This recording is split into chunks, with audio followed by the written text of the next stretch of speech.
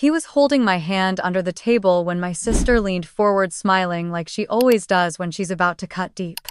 "He smells like compost," Tamara said sweetly. Her husband chuckled, adding, "Farmers don't usually get invited to places like this." My mother gave me that look, the one that says, "Just smile, Camille. Pretend it doesn't hurt." So I did. I smiled while they laughed. I smiled while my fiancé, the man they dismissed as dirt, quietly placed a napkin on his lap and said nothing at all. Because they had no idea who he was. They didn't know about the patents, the federal grants, the millions. They just saw soil under his nails and missed the empire growing in his hands. My name is Camille, and I once believed love could earn respect. That night I learned truth didn't beg for permission. I still remember the way the roasted rosemary chicken smelled as it came out of the oven, how the fresh herbs clung to the air like hope. I had spent the afternoon helping my mom set the table, even though I knew she didn't really want my help. She had her own rhythm in the kitchen, honed over years of throwing dinner parties and hosting holiday meals that looked like magazine spreads. But this dinner wasn't about impressing anyone outside the family. It was about presenting Nate to them. And somewhere deep down, I think we both knew it wasn't going to go well. We sat around the oak dining table in the house I grew up in, under the same dim chandelier that had once made everything feel grand. My father Douglas poured himself a second glass of wine before anyone had taken a bite. My mother Rachel smiled too tightly as she ladled out soup and corrected Nate's pronunciation of bouillabaisse as if it were a personal offense. Next to me, Nate sat with his usual quiet confidence. He wore a clean blue button-down sleeves, rolled collar crisp. His hands, still rough from the morning's irrigation repairs, rested calmly on his lap. He looked at ease, but I could feel the tension running through his spine like a power line humming just beneath the surface. Tamara was late as usual. When she did arrive, she swept in like she was entering a boardroom rather than her parents' house. High heels, pristine ivory blazer, and that signature smirk that always managed to make you feel like you'd just failed an invisible test. Her husband Elijah followed behind her, phone in hand, nodding at whatever deal was consuming his attention. They took their seats across from us, and the air shifted. Tamara raised her glass of Chardonnay, smiled at Nate with the warmth of a glacier, and said softly enough for the room to hear, but with an edge sharp as a knife, "He's cute for someone who smells like compost." There was a pause, just long enough for the words to land. Elijah chuckled, leaning back in his chair, then added, "I thought you'd marry someone with a job that involves more digits." Mom let out a short, nervous laugh and reached for the bread basket like nothing had happened. Dad swirled his wine and stared into it as if it might offer him an escape. Allison, sitting at the end of the table, shot me a look that said she was sorry and tried to change the subject, talking about a new exhibit at the botanical gardens. No one listened. I felt heat rising to my cheeks. My fingers clenched around the edge of my napkin under the table. I glanced at Nate. He wasn't looking at Tamara or Elijah. He was looking at me. His eyes were calm, steady. He reached under the table and gave my hand a gentle squeeze. "Let them," he had whispered to me once before. "Let them talk. We know who we are." Still, the weight of their words pressed down hard. They hadn't asked Nate a single question about his work or his life. Not about how he built a farm from bare land into a sustainable ecosystem, or about the soil testing software he'd designed that had started gaining national traction. They didn't know, and worse, they didn't care. To them, he was dirt. And by extension, so was I. As the evening wore on, I said little. I watched my mother fuss over Tamara's wine glass and listened to Elijah talk about some equity fund he was managing. I pushed my salad around my plate and tried to stay upright in my seat while everything inside me curled in.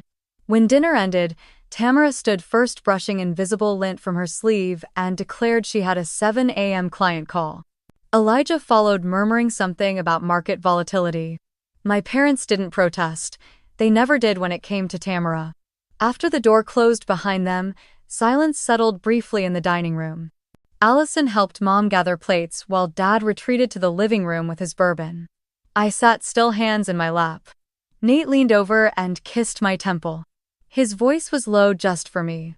"Next time we do dinner our way." I nodded, not trusting my voice. That night, as we drove back to Fort Collins, the headlights stretched ahead into the dark Colorado highway. I stared out the window trying to understand why it still hurt. I should have known better.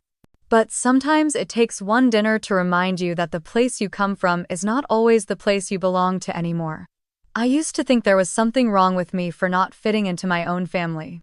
For years, I tried to shrink myself to fit like folding a map in all the wrong directions, just to make it fit into a drawer that was never meant to hold it. Growing up in Denver, Tamara was always the star. From her first spelling bee trophy to her acceptance letter to Columbia, it was like the universe had drawn a spotlight just for her. She was bold, articulate, perfectly composed, even as a teenager. She had this way of walking into a room and making you feel like you had missed the memo on how to exist. My parents adored her. She made them look good. Then there was me. I was the quiet one. The one who spent too much time in the backyard watching ants build tunnels in the dirt or reading under the sycamore tree while Tamara was out winning debate championships. I got good grades not because anyone pushed me, but because I loved learning. I wanted to know how photosynthesis worked, why frogs could regenerate limbs, what made soil fertile, and what stripped it bare. But in a house where headlines mattered and college rankings were framed like art, my curiosity was just quaint. My mother once told me I was too soft for the real world. She said it after I turned down an internship at a pharmaceutical firm because I wanted to teach biology instead. My father didn't say anything at all. He just poured himself another drink and asked if I'd considered getting a real degree. I went to a state school and graduated early. I became a high school biology teacher because I wanted to give other quiet kids the space to be curious. I stayed in the job for nearly a decade until budget cuts and overcrowded classrooms drained me dry. Then came the opportunity in Fort Collins, a position at a small agricultural research center that focused on sustainability, precision, soil mapping, and food system resilience. It was work that mattered. Not flashy, not lucrative, but deeply real. That's where I met Nate. He wasn't what I expected. Not for someone with a doctorate from MIT and 3 patents to his name. He wore the same boots every day, tracked dirt across linoleum floors without apology, and spent hours in the field testing the pressure of drip lines like his life depended on it. But there was something about him, this quiet steadiness, a mind that could toggle between algorithms and plant health diagnostics, and a soul that found poetry in crop rotation. Our first conversation was over a broken irrigation valve. He was elbow-deep in rusted metal and clay, cursing under his breath when I offered to hold the line steady. He glanced up, nodded, and said he liked my boots. We went for coffee the next week. 6 months later, we moved into a little rental near the reservoir, where wild sunflowers grew between the cracks in the driveway. We didn't have date nights at Michelin-star restaurants or take weekend trips to Aspen. We built raised garden beds and argued about compost ratios. He taught me how to patch irrigation lines, and I taught him the names of the birds that nested in our backyard feeder. We laughed over burnt pancakes and danced barefoot to old records in our kitchen. And yet, every time we drove to Denver for a family gathering, I felt myself brace. Not because of Nate, but because I knew what was waiting for us. My family never said anything outright. That wasn't their style. But Tamara's tight-lipped smirks and Elijah's passive jabs made it clear. Nate wasn't impressive in the way they measured success. He didn't wear cufflinks or talk about mergers. He didn't belong in their curated world of prestige and posturing. And by choosing this life of greenhouse humidity and soil sensors and quiet joy, I had placed myself firmly outside the circle too. Sometimes I wondered what would have happened if I had played the part. If I had gone to grad school on the East Coast, married someone with a 6-figure salary, stayed close to the city. Would they have embraced me then? Would I have belonged? But then I'd remember the way Nate looked at me when I showed him how to germinate seeds in paper towels. The way his hand fit around mine when we drove down dirt roads with the windows open. The way he listened, truly listened, when I talked about things that mattered to me. They might never understand the life I chose. But that didn't make it any less valuable. The night after that dinner, I sat awake while Nate slept beside me. The house was quiet save for the ticking of the old wall clock.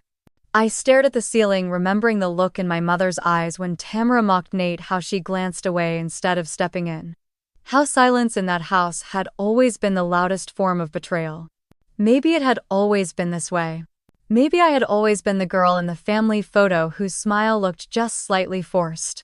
I reached for my phone and scrolled through the pictures Nate and I had taken that summer, dirty hands holding tomatoes, goofy selfies with the goats from his cousin's farm, sunset shots from the trail behind our house. Not staged. Not polished. But real.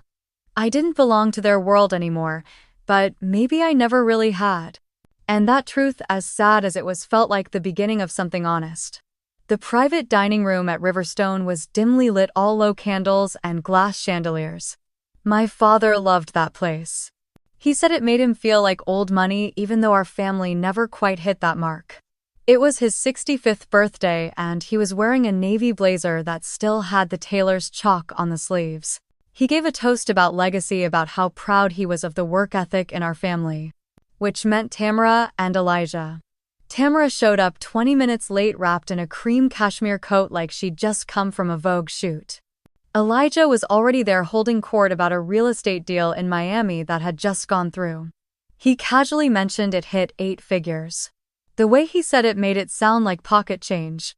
Nate and I had driven in straight from the research center, still smelling like damp alfalfa and the clay-rich soil behind the greenhouses. I had changed in the car, but my shoes still had flecks of dust in the seams. Tamara's eyes lingered on them when I walked in, then quickly flitted away. Dinner was halibut plated like art with something unpronounceable in a foam.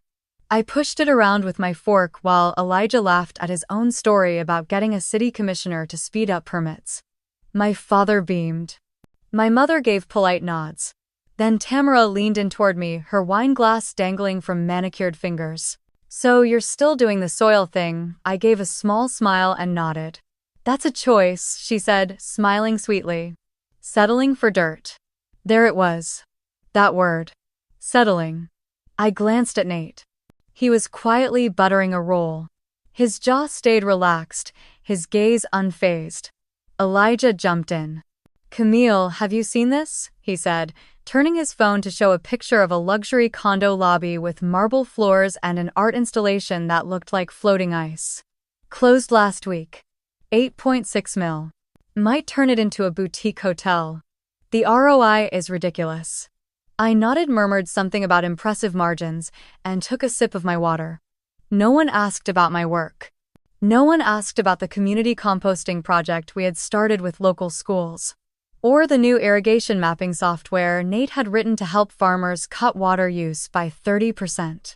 It wasn't just that they didn't care, it was that they didn't even see it as real. I kept my posture straight, my tone even, but my nails dug into my napkin. Every time Tamara called it dirt, it felt like she was trying to bury me under it. After dessert, I waited until we reached the car. The second the doors closed, I turned to Nate. Why didn't you say anything? Why do you just let them talk down to you like that? He buckled his seatbelt slowly, then looked at me with that steady calm I both loved and sometimes resented. Because it's not time yet, he said. Time for what you'll see. We didn't talk much the rest of the way home. I watched the headlights carve through the dark, watched the trees blur past, tried to swallow the knot in my throat. Back at the house, instead of going inside, Nate drove past the main entrance and turned down the gravel road that led to the back acreage. It was late, nearly 10, and the wind had picked up, rustling the dry leaves across the field. I sat up straighter. Where are we going? Just hang on. He parked near the old equipment barn. It was the only structure on the property I had never stepped inside. The padlock on the door had always made me assume it was just storage. Nate unlocked it with a key I didn't even know he carried. The metal door creaked open. He flicked on the lights. I blinked. The air smelled like sawdust and cool concrete, but it was what I saw that made my breath catch. Lined along the far wall were shelves meticulously organized. Labeled samples of soil cores, nutrient density logs, seed trays with experimental hybrids. There was a workbench with a digital microscope, a custom rig for hydroponic testing, solar power monitors. And in the center of the room, under soft hanging lights, was a table with a detailed 3D map of the property marked with elevation lines, water retention zones, and pollinator corridors. I stepped closer. My fingertips grazed the edge of the table. What is all this? He smiled. Everything we've been building. Not just data, a prototype. For the full-scale regenerative model we've been talking about. I turned to him. But we don't have the funding. We were going to apply next year maybe. He nodded. We still are. But I've been working on it behind the scenes. Quietly. Building the model. Running simulations. Partnering with a few folks from CSU and some West Coast ag tech firms. That's why I didn't argue tonight, because I don't need to prove anything to them. And neither do you. I stared at the table again. The maps, the soil samples, the annotations in Nate's handwriting. This is yours, I whispered. Number. It's ours. Outside, the wind knocked gently against the barn walls. The old rafters creaked. Inside, the fluorescent lights hummed softly above us. Nate stepped beside me, slipping his hand into mine. They see dirt, Camille. But I see what grows from it, and for the first time in a long while, I saw it too. The next morning, the barn felt different. I walked in behind Nate, the air still cool with the early mist. The sunlight barely broke through the dusty window panes, but inside the space was buzzing with quiet purpose. It wasn't just a shed anymore. It was a lab. A full research facility built piece by piece in silence. He powered on the monitor beside the workbench, revealing a wall of data streams. There were satellite overlays of our property soil health indexes by quadrant crop yield projections based on rainfall patterns. I spotted a heat map animation that shifted as he toggled between months. It was a living system and it pulsed with intelligence. This is the operational dashboard, Nate said, pointing at the UI, which looked sleek and custom-built. It runs on a modular irrigation algorithm we developed last year. It adapts in real time based on soil moisture and evapotranspiration rates. The system adjusts nutrient dispersal automatically across 4 different terrains. I stared at the display. The interface was cleaner and more advanced than anything I had seen in public ag tech presentations. My eyes drifted to a binder next to the monitor labeled AgriPulse Technologies. Nate picked it up, opened to a page near the front, and handed it to me. It was a corporate filing document from the Colorado Secretary of State's office, and there it was. His name listed in bold next to the title Chief Executive Officer. I blinked. You're the CEO. He nodded. Of AgriPulse Technologies. Yes. I stepped back, trying to process. That company had been mentioned in industry reports. It was a rising name in sustainable farming systems, rumored to be quietly revolutionizing precision agriculture across 3 states. I'd just never connected it to Nate. He'd never once mentioned it. Why didn't you tell me? He exhaled and rested his hands on the table. Because I needed you to believe in the man who spends his days knee-deep in compost and coding in a barn. Not the one on a corporate roster. I didn't want this to become about valuation or prestige. I wanted it to stay about the mission. I looked back at the display. The numbers at the top of the dashboard updated again. $53.2 million. That's what the company's current valuation was. My stomach twisted. How long have you? Since before we moved here, he said. Quiet growth, mostly reinvested. Our research has led to 32 patents issued so far, another 11 pending. Half of them already in use with partner farms in Utah and Oregon. I didn't know what to say. My hands trembled slightly as I reached for another folder. This one was thicker. It had a red tab labeled Market Positioning Risk. Nate hesitated, then opened it to a printed spreadsheet. I didn't want to show you this part, but I think you deserve to see the whole picture. The sheet was a transaction log. Pinnacle Holdings. That was Elijah's investment firm. One of the accounts had placed a series of short positions against AgriPulse stock last year. I scanned the numbers. It wasn't a mistake. Your brother tried to short your company. Nate nodded. Cost them over $2 million in losses when the price rebounded. But why? Because we refused their acquisition offer. Quietly through a shell partner. They didn't know I was behind AgriPulse when they made the bid. When we declined and started gaining market traction, they retaliated. I sank into the worn chair beside the workbench. My breath was shaky. They attacked you, I said slowly. They bet against you. And I defended them. They didn't know who I was, Camille. They thought they were gambling against another faceless startup. It wasn't personal. But it became personal for me when I realized how much it hurt you to defend people who are trying to crush the very thing we've been building. I felt like I was staring through a broken lens, watching my life distort and realign all at once. All those dinners where they mocked Nate's hands, called them farmers' hands. All those snide comments about how we were wasting our time in the dirt. They didn't just dismiss us, they actively tried to destroy the value we were growing. Because they couldn't see it. Because they refused to believe that something real could come from something they considered beneath them. I touched the edge of the table map again. The fields we had walked together in spring. The bees we had tracked. The kids who had come for tours with their school. All of it had felt fragile to me before. But it wasn't. It was already rooted. Stronger than I had realized. They tried to bury you, I whispered.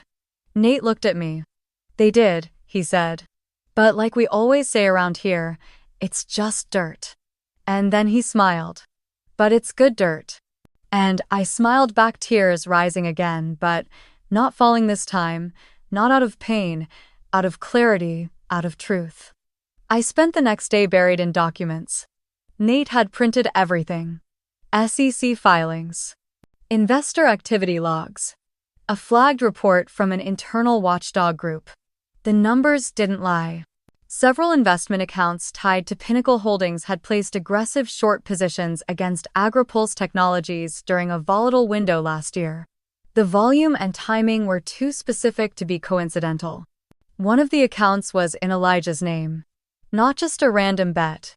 He had timed his moves to hit during a product launch window and an anticipated partnership announcement. He had insider context. He had known exactly when the company would look vulnerable. He hadn't just taken a financial risk. He'd made a calculated attack. I scrolled through the digital version Nate had forwarded to my laptop.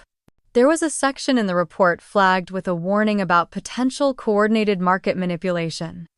It didn't use Elijah's name directly, but the identifiers matched. Internal notes referred to a high-risk hedge fund manager with direct family ties to a target company's co-founder. That was Nate. My phone buzzed. It was Allison.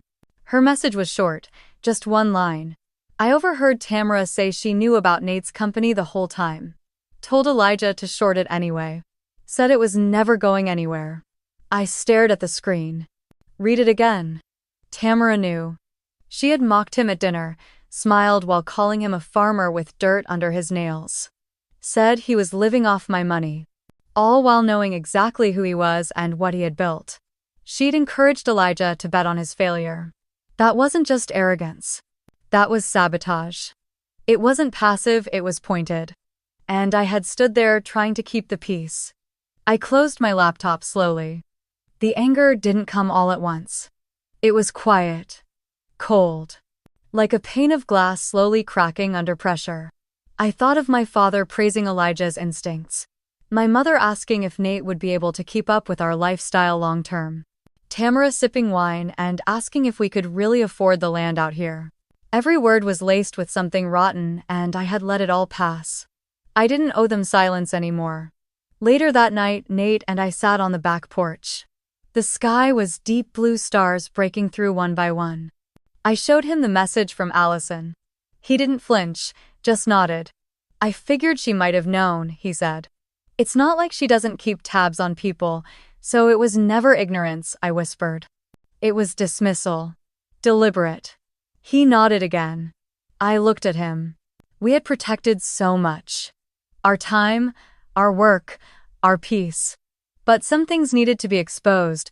Some truths needed light. We should invite them here, I said. All of them. He raised an eyebrow. For a visit. To the farm. A little pre-wedding gathering, that's what we'll call it. He studied my face. You want to show them not everything, I said. But enough. He leaned back, processing. Then he said quietly, let's make dinner. 3 days later, the invitations were sent. My mother responded, first thrilled at the idea. She said it would be good for everyone to reconnect before the big day. My father wrote back with a thumbs-up emoji. Tamara replied with a 2-word message. Sounds rustic. Elijah didn't respond. Allison sent a heart. I spent the next few days planning. Nate handled the logistics. The house was cleaned. The barn was prepped. The table was set for 12. I chose simple wildflowers for the center. No catering. Just our own food cooked by us. Honest food. Honest setting. The morning of the dinner, I watched Nate finish a row of fencing near the orchard. Sweat clung to his shirt, his hands moving with quiet precision. He looked like the man they never wanted to see. The man they never thought could matter. And yet this land pulsed because of him. Not just because of his vision, but because of his heart, his hands. His refusal to be anything but exactly who he was. By noon, the guests began to arrive. My father brought a bottle of expensive wine. My mother wore heels and commented on the gravel. Tamara arrived last with sunglasses and a leather clutch. Elijah still didn't show. Allison hugged me at the door. You okay? She whispered. I nodded. You sure you want to do this? I'm not doing anything to them, I said. I'm just not protecting the lie anymore. She stepped back, nodded once, and walked inside. The table was set. The sun dipped lower. The lights above the porch glowed amber. Conversation was light, surface level. My mother complimented the mason jars. My father asked about the soil. Tamara took pictures and whispered captions to herself. Nate stood behind me, his hand resting gently on my back. This is the calm before the shift, I thought, and it was exactly where I needed to be. The evening breeze carried the smell of rosemary and fresh earth as everyone settled at the long wooden table. We had set it outside right beneath the string lights Nate had hung that morning. It wasn't extravagant, no crystal or fine china. Just white plates, cloth napkins, and the food we had grown ourselves. Bowls of heirloom tomato salad, sourdough bread baked that morning, grilled vegetables, and lemonade sweetened with honey from our own hives.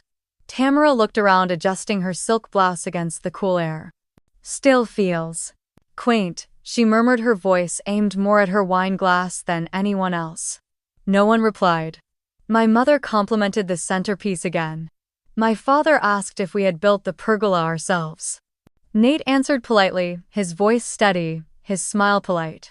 Allison sat beside me, watching everything with quiet alertness.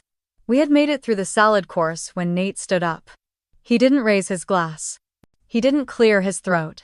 He simply picked up a folder from the bench behind him and set it gently in the center of the table. I watched my parents' expressions shift. Elijah, seated across from me, leaned back slightly.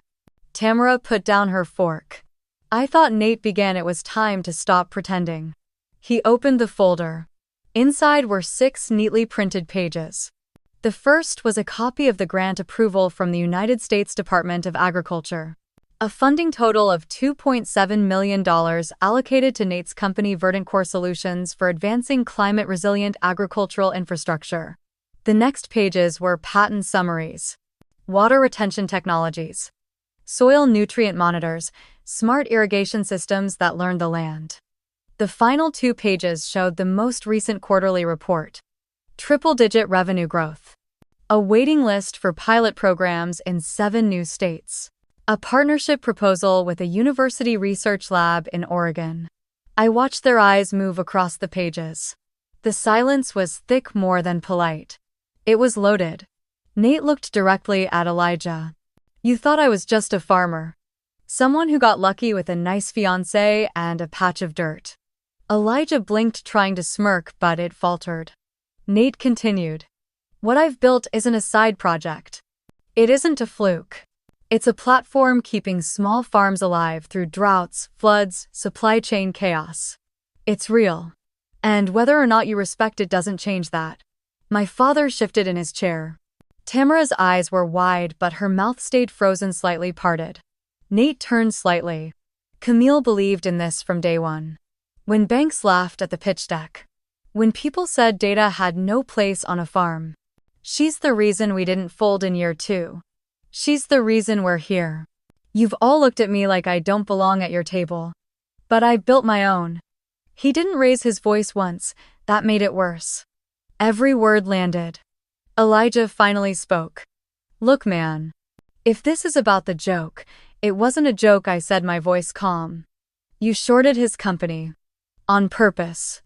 After Tamara told you it wouldn't last, don't insult us by pretending it was harmless. Tamara inhaled sharply. That's not what I said. I turned toward her. You told Elijah to short it anyway. Said it wouldn't go anywhere. You knew who Nate was. You just didn't care. My mother opened her mouth to say something, then closed it. Elijah looked like he was about to speak again, but Allison beat him to it. She stood napkin still in her lap, voice firm but not loud. You all owe them an apology. You've been treating Nate like an embarrassment since the day you met him. And Camille like a rebel for not marrying into your country club circle. You whisper. You mock. You sabotage.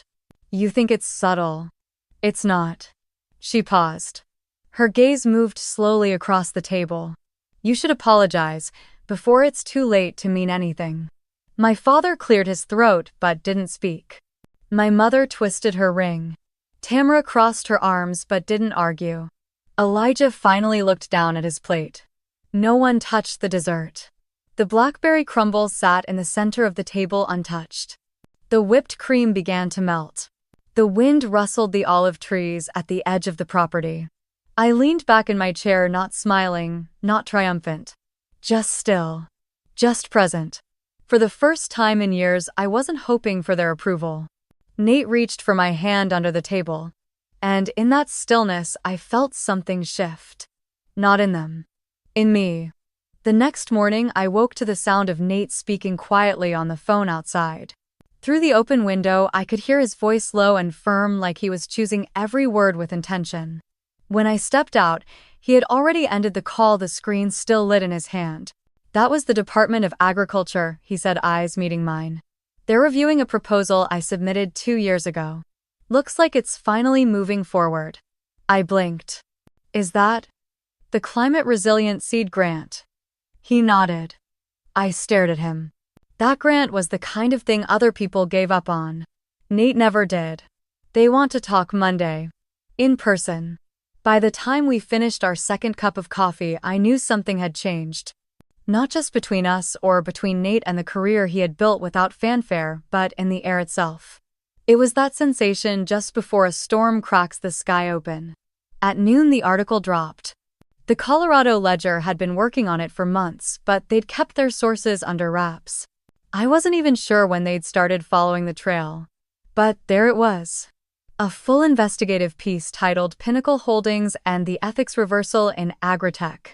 6,000 words. 12 embedded documents. 4 anonymous sources. And the names Elijah Corbin and Tamara Vance appearing over 40 times combined.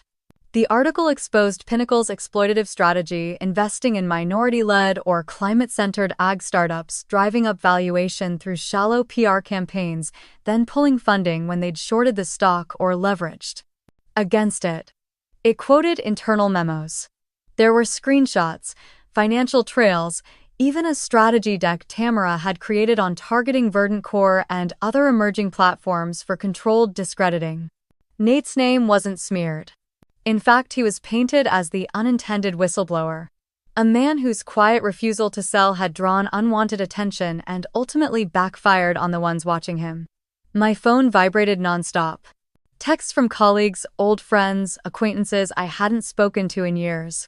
Holy hell, Camille, was that your ex? Just saw the Ledger article. You okay? And one that stopped me cold, thank you. You don't know me, but what you did helped all of us trying to stay afloat. I sat down on the porch, swing my fingers numb around the phone. Around 3 p.m. Allison showed up with a 6-pack of ginger beer and a look that said she'd already read every word twice. You see this coming, no, I said. But I'm not surprised. She flopped down next to me. You know Tamara just lost her Greenest contract. They pulled the campaign 2 hours after the article went live. Greenest was the largest organic grocery chain in Colorado. She'd been spearheading their 5-state expansion. Ouch, I murmured. And Elijah, Allison continued. Temporarily suspended, their board's launching an ethics review. Not just him, 2 other VPs too. The screen door opened behind us. Nate stepped out with a bowl of strawberries and 3 forks. He didn't say anything, just passed the bowl around. Allison took a bite then smirked. You two have any more bombshells planned for this week? Or is this it? We laughed, but only briefly. That night, the national outlets picked it up. By dawn, the Denver Business Review, Agritech Watch, and even a short spot on NPR's Marketplace were covering it. Twitter had spawned hashtags like #seed sabotage and #pinnacle fallout. TikTok creators were already dramatizing the story in stitched monologues with dramatic piano music and fake investor skits. Sometime before breakfast, my mother called. I almost didn't pick up. Camille, her voice snapped. What have you done? I stepped outside. The wind had picked up, leaves skittered across the gravel path. Good morning, Mom. Don't you good morning me. You've embarrassed the entire family. Tamara's name is on every news outlet in the country. And whose fault is that? I said softly. Ours. For raising you. For trying to keep peace between sisters. Peace built on silence isn't peace, it's compliance. She inhaled sharply. Then she dropped her voice to a whisper. You're destroying us. I'm just not protecting lies anymore. She was quiet. Then she said something that didn't sound angry, just tired. You've always had a gift for making things difficult. Then she hung up. I stared at the screen. I didn't feel rage, just release. The wind blew harder, tossing my hair into my face, and I let it. That afternoon, a reporter from the Ledger called asking if I wanted to comment. I declined. She asked if Nate would. He also declined. We weren't chasing attention. Still, it chased us. 2 days later, Nate received an invitation from the state's Agricultural Development Board. They wanted his input on a new task force, climate-resilient crops, local sustainability, and ethical funding pathways. They wanted someone with integrity. Someone who had refused to fold. When he read me the email, his voice cracked slightly. They called me a builder, Camille. You are. He looked at me, and this time he smiled. That night we didn't celebrate. There wasn't champagne. There were no speeches.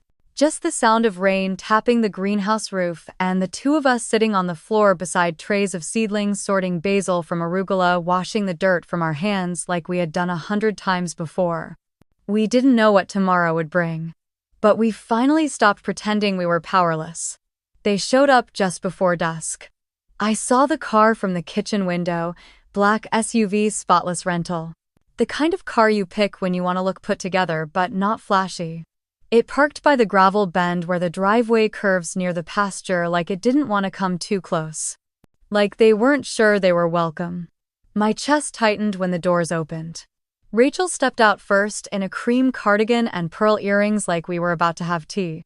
Douglas followed slower, holding a leather folio.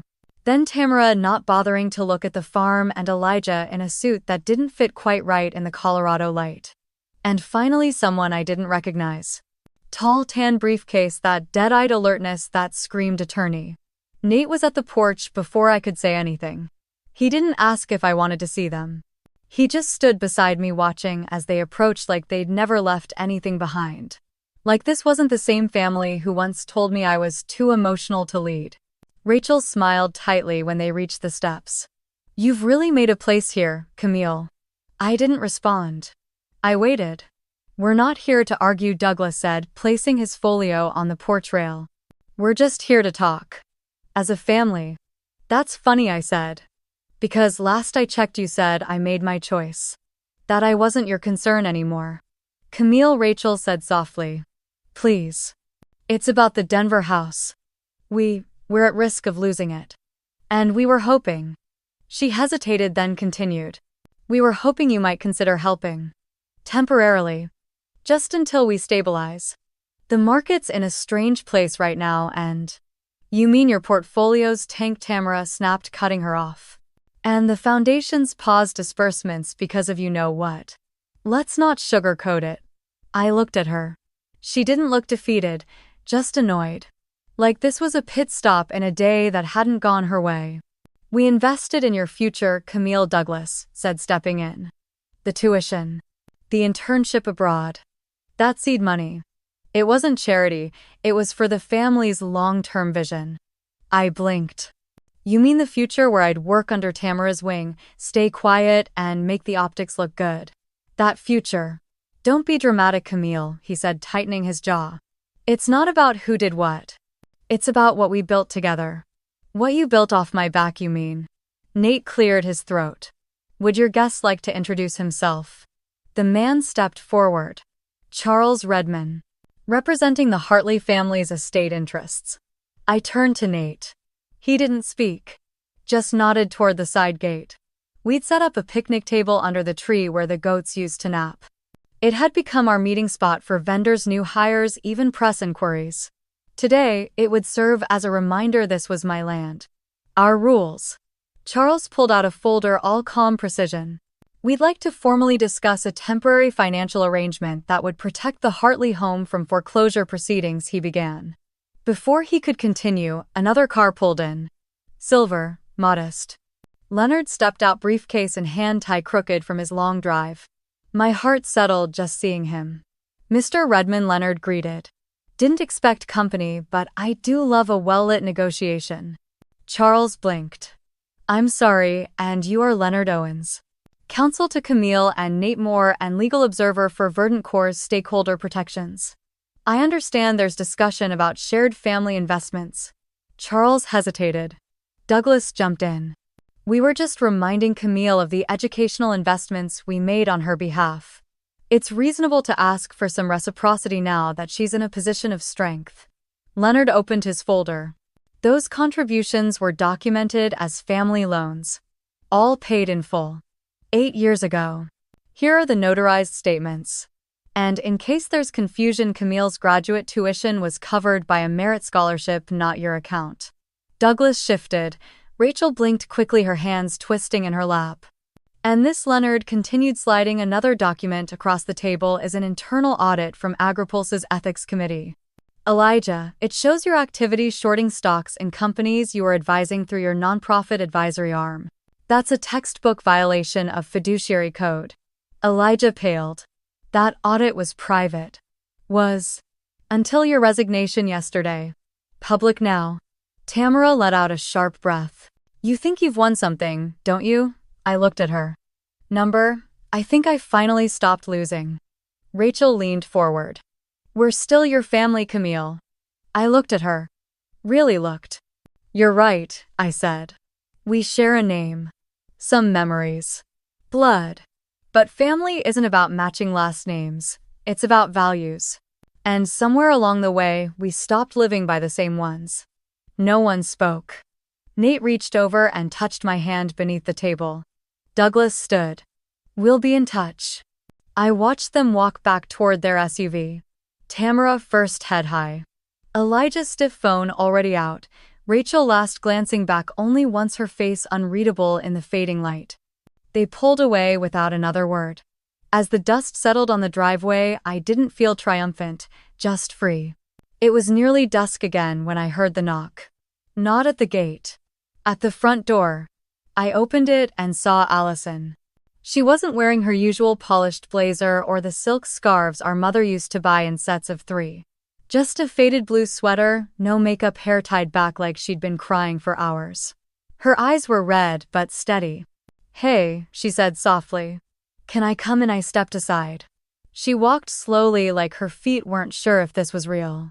Her fingers clutched a yellow envelope tight against her chest. I made tea without asking.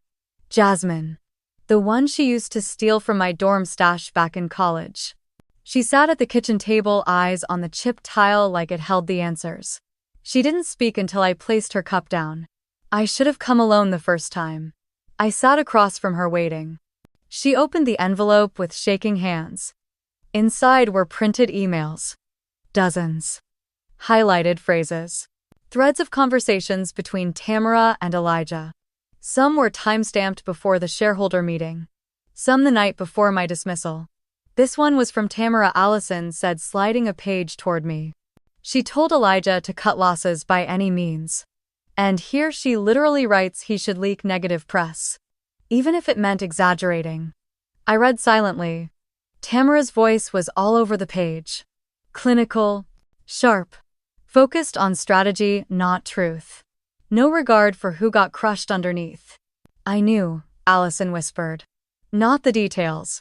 But I knew something was off. I saw how they met privately. How Tamara changed the calendar invites. How Elijah avoided you in meetings. Why didn't you say anything? She looked up. Her eyes filled. Because I was scared of her. Because she made me feel like if I stepped out of line I'd be next. I looked down at the paper again. One message stood out in bold. Just push it. Agripulse isn't family. Camille won't survive the optics. I folded the sheet gently. I don't need you to pick sides, Allison.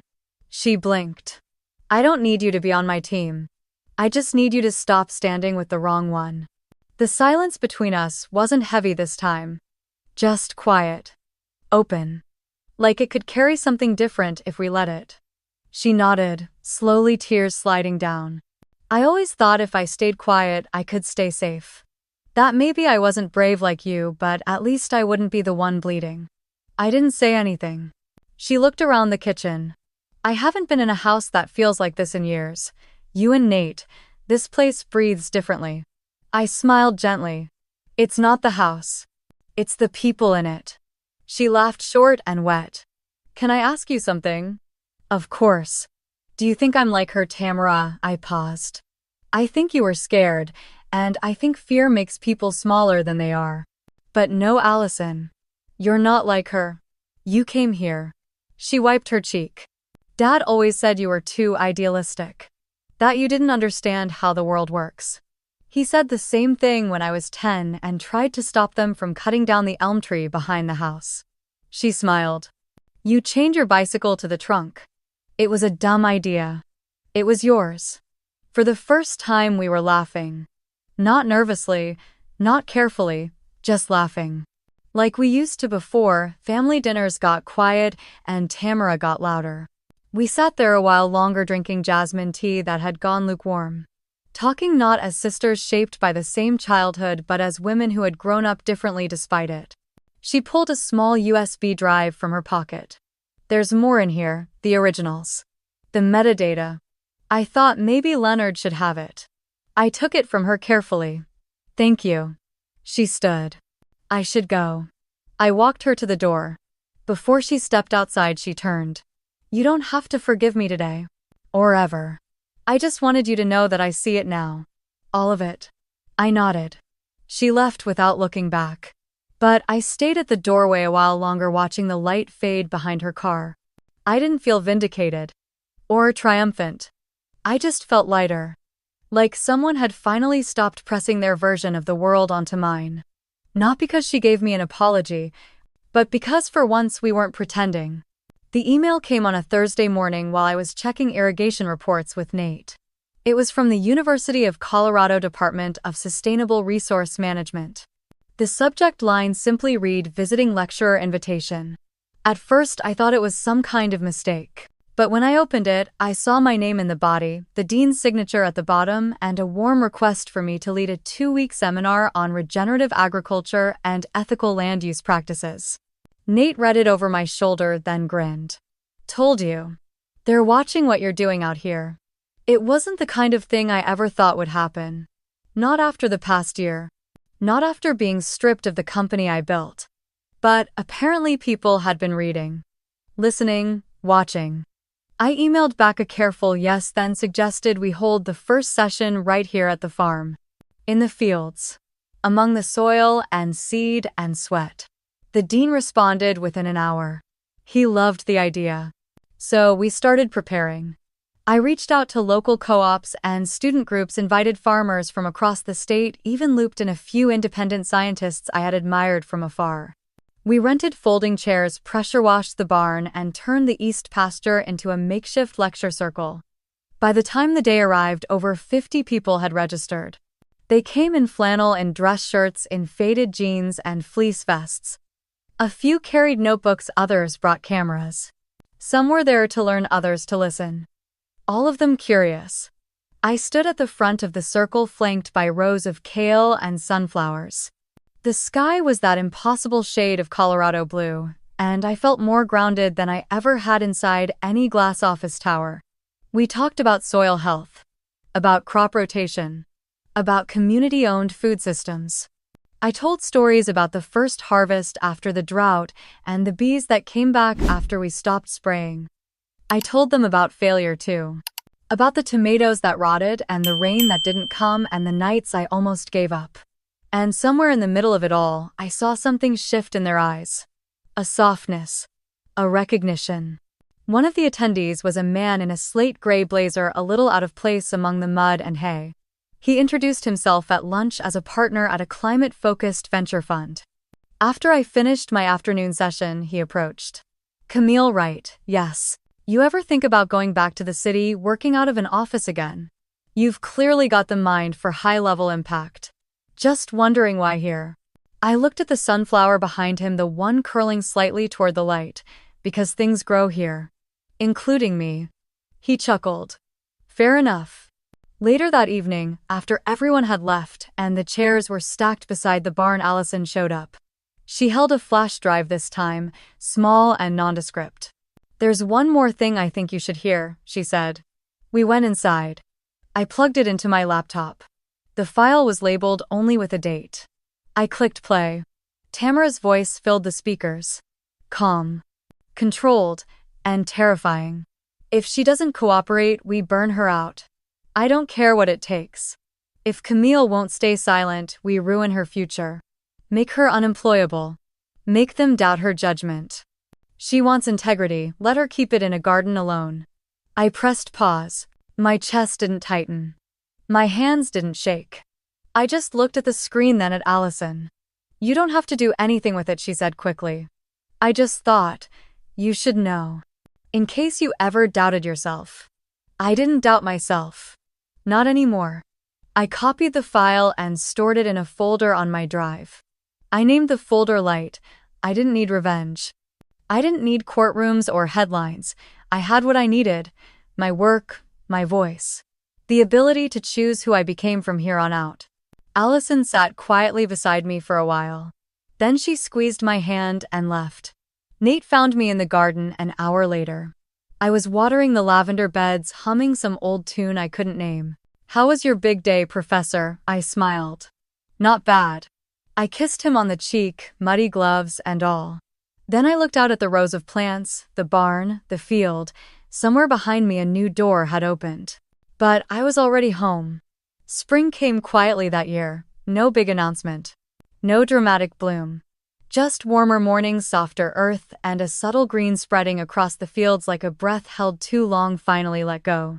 Nate and I spent most mornings in the greenhouse, knees in the soil, checking on the new seedlings. These weren't just for our own fields this time. The Department of Agriculture had partnered with us to develop a drought-resilient varietal program across 7 dry state communities. Arizona, New Mexico, Utah, parts of Texas. Places where farmers were still trying to squeeze life from cracked soil and dry winds. We had rows of saplings, now peach, fig, pomegranate, olive, early experiments that needed care not just to survive but to prove they could thrive elsewhere. We logged everything. Soil response, water absorption, growth rate. And I found myself waking each morning with the same quiet anticipation I used to feel before a big pitch meeting. But this wasn't about proving myself to a boardroom anymore. It was about something far older. Planting something I wouldn't live long enough to fully see. One Tuesday afternoon, a journalist from Sierra Journal came by. She wore trail shoes and had a notepad stuffed with wildflowers between the pages. She asked thoughtful questions. About science, about equity, about what the future of land stewardship could look like if it was led by women. Near the end, she looked at me and asked if she could pose one final question. If you could send one message to your family now, what would you say? I looked out the window. Nate was hauling compost with the interns. A bluebird landed on the corner post. Nothing, I said. I don't need them to understand. I just need them to see. She paused, scribbled something, and closed her notebook. When the piece came out 3 weeks later, the headline read, "She grew a new world where her roots had been cut." It went viral in some corners. Agricultural blogs, women's networks. A few universities reached out for syndication rights. I didn't post it, but I saw the analytics. A week after the article dropped, an email came through, from Rachel. "If you ever want to talk, I'm still here." I stared at it for a long time. Then I closed my laptop. I didn't delete it. But I didn't respond. The next month, we hosted our second community seminar. We doubled in size since the first. More young farmers, more policy students, more curious minds.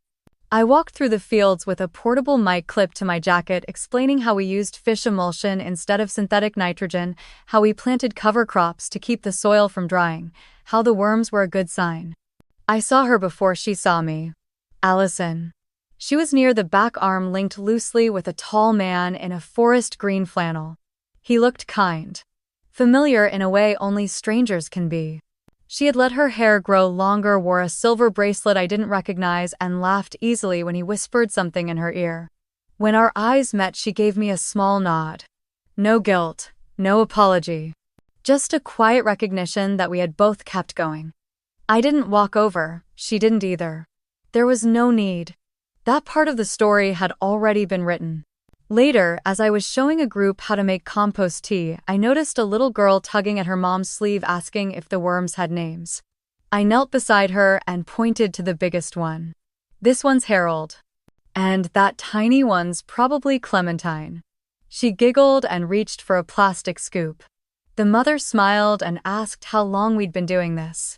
I looked around at the rows of kids with dirt under their fingernails, the students sketching root systems, the bees threading through the lavender. "Long enough to know things don't grow if you keep digging them up," I said. That night, after we locked the barn and the lights went out, I sat on the back steps with a cup of tea. Nate was reading inside. The dogs had already curled up by the stove. The wind carried the scent of young vines and turned soil. Somewhere down the road, maybe Rachel was still waiting. Maybe one day I'd write her back. But not yet. For now, it was enough to watch what we'd planted bloom. The morning light spilled through the kitchen windows in soft gold.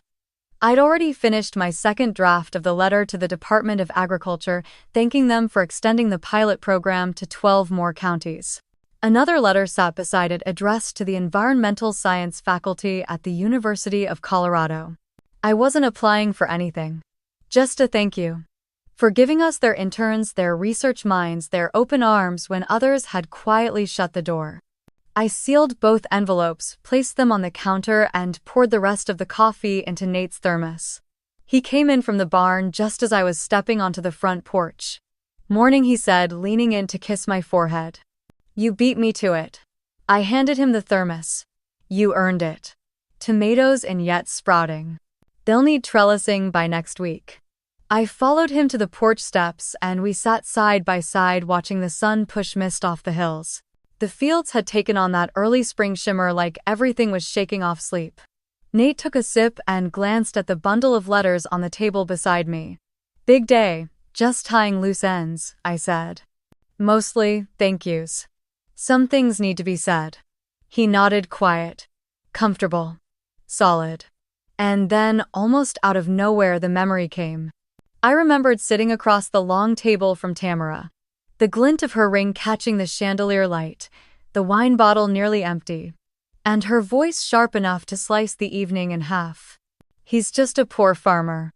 I hadn't flinched then, but now in the stillness of the porch it drifted back like a leaf on a breeze. I smiled to myself, shook my head a little. "What?" Nate asked, nudging me with his shoulder. I turned to him. "I was just thinking about what Tamara said that night." He raised an eyebrow but didn't speak. "You remember," I said. "That night at the dinner. She called you a poor farmer."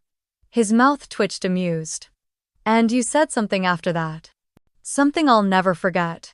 He didn't answer. Just reached out and gently took my hand in his, warm and steady.